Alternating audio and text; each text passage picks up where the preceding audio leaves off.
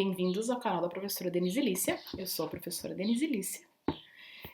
E tô sumida por um motivo chamado Olimpíadas.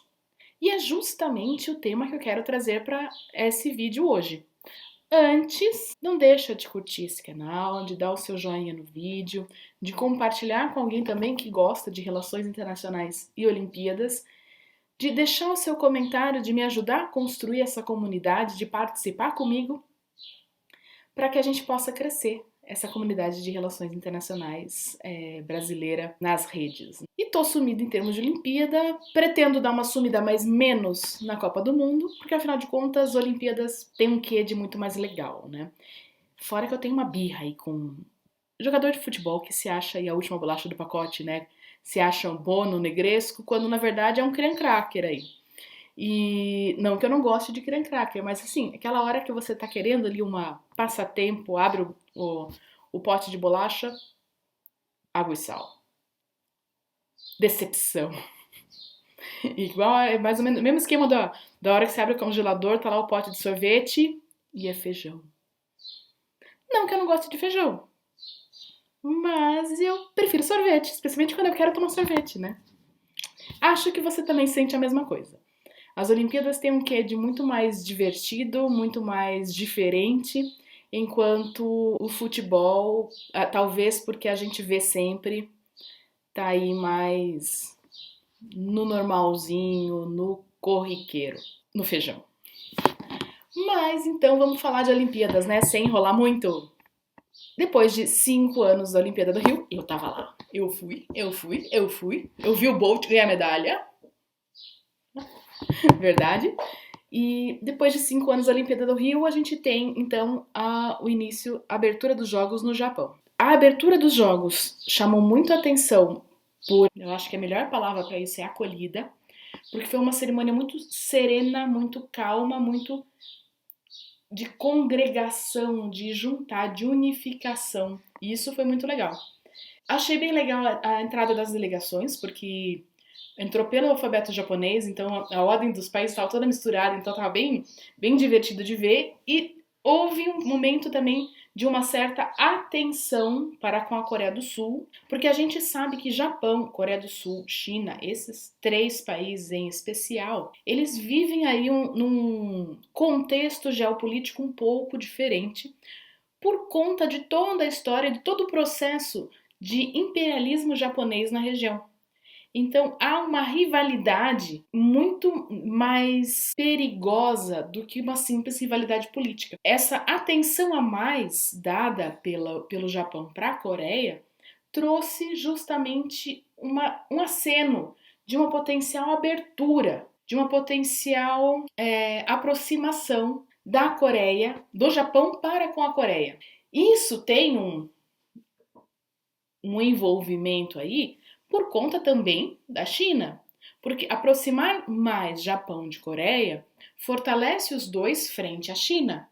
Então, não é simplesmente uma busca assim ingênua por melhorar relações. É uma busca por melhorar relações, obviamente, mas tem todo um quê ali de equilíbrio geopolítico na região por conta do crescimento da China. Coreia e Japão, há uma abertura para conversas, de olho na China.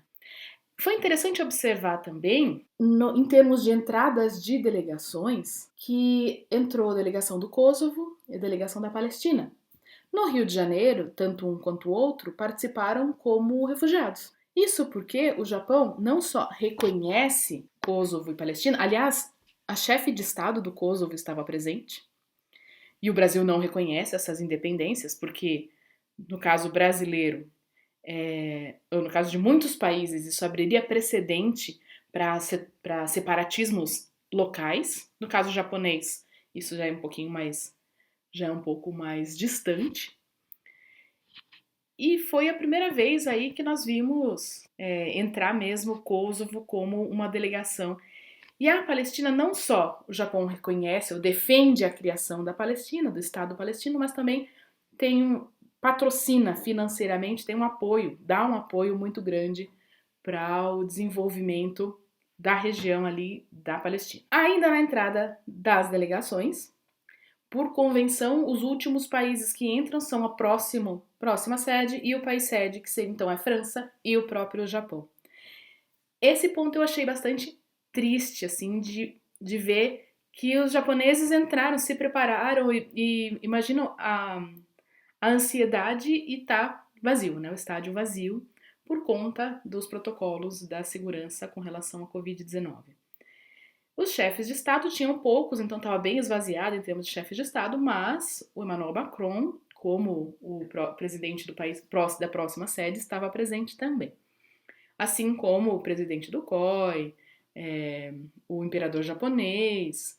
Houve protestos na entrada, do lado de fora, com relação ao imperador, porque a população japonesa estava bastante descontente com os jogos. E o outro ponto, talvez o último, só para o vídeo não ficar assim tão longo, né? Já tá com quase 7 minutos aqui.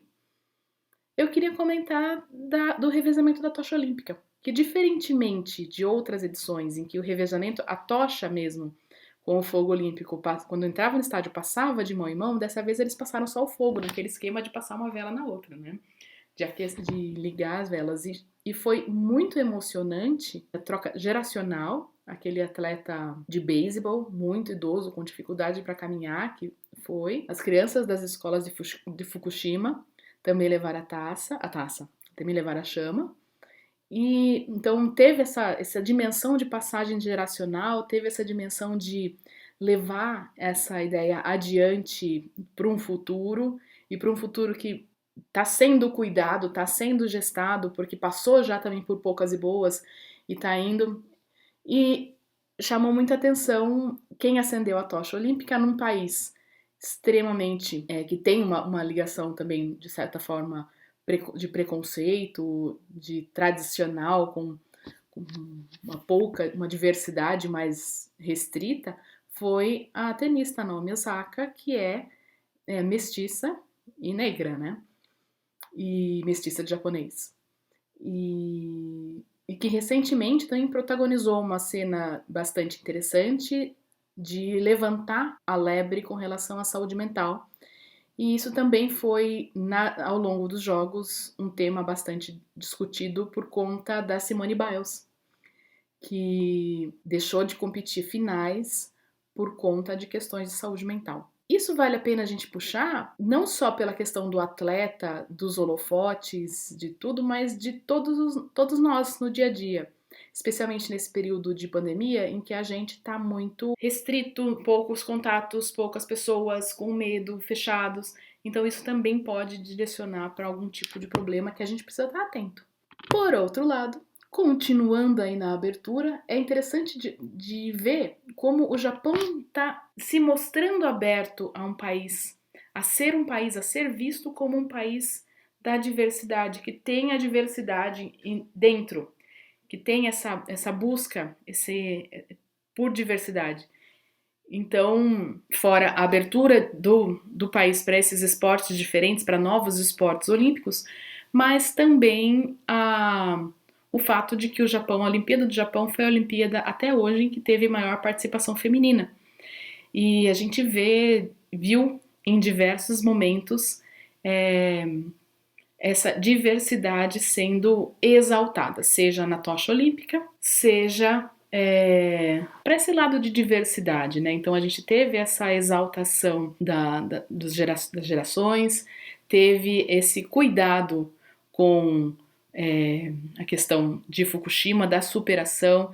Tivemos uma homenagem também às pessoas que partiram por Covid-19, mas também uma homenagem ao pessoal da saúde de linha de frente, que trabalhou, que correu, que deu a vida.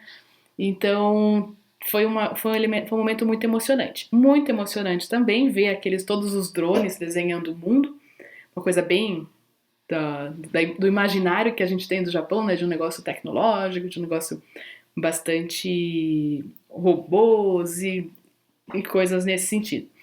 Foi muito divertido a sketch das modalidades, mas de certa maneira o que posicionou-se bem aí foi a emoção, a acolhida. Em termos de jogos, o que eu consegui assistir, eu tentei assistir o máximo que deu. O que eu consegui assistir, a gente viu um crescimento dessa questão do próprio fair play, um crescimento da importância, da sensação, da importância da questão emocional, da questão justamente do estar bem consigo, do se superar, mas também do cuidado com a saúde mental. Então você via os atletas buscando se divertir nos jogos, e é isso também que vale a pena trazer pra gente, da gente se divertir no que tá fazendo, se divertir no trabalho, se divertir nos estudos, não zoar o trabalho, não zoar os estudos, mas estar ali curtindo o momento, ou como que foi? Chavecando o momento. Então, curtir aquilo que você está fazendo naquele momento. E aí como a gente viu com a Simone Biles, quando você curte, você faz bem. Então, curtir e fazer bem. Em termos de lutas em específico, chamou muito a atenção a delegação do handball de praia da Noruega, que foi multada porque se recusou a jogar de biquíni. Por que tem que jogar de biquíni se os homens também não vão jogar de biquíni? E não é na água, é na areia. Grande diferença, né? Não vai fazer diferença nenhuma pro jogo você tá de biquíni ou não tá de biquíni. Tem que estar com uma roupa própria, mas não necessariamente, não é porque vai mostrar o corpo. A sexualização do esporte, né? A ideia de que as esportistas femininas são musas. É esporte. A equipe de ginástica alemã, que competiu de calça comprida, e outras questões, assim, mais o próprio skate, né, mostrando que você consegue essa feminilidade, não sei, como consequência, né, de você ir, de você fazer o seu melhor, de você estar envolvida, e é parte, não é exigência, não é demanda, e ao mesmo tempo é natural.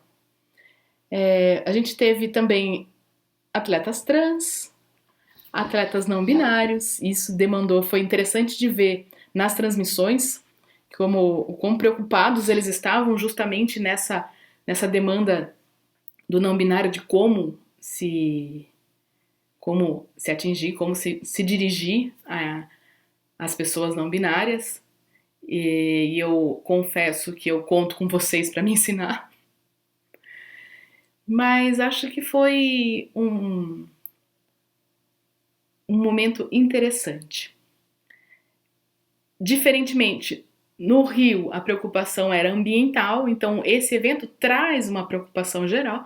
No Rio era ambiental, e dessa vez essa preocupação está mais ligada com saúde mental, com acolhida, com diversidade. É uma questão, um evento preocupado com pessoas. Deixa o seu comentário do que eu esqueci de falar. O que você achou das Olimpíadas? Escreve aqui pra mim. Até!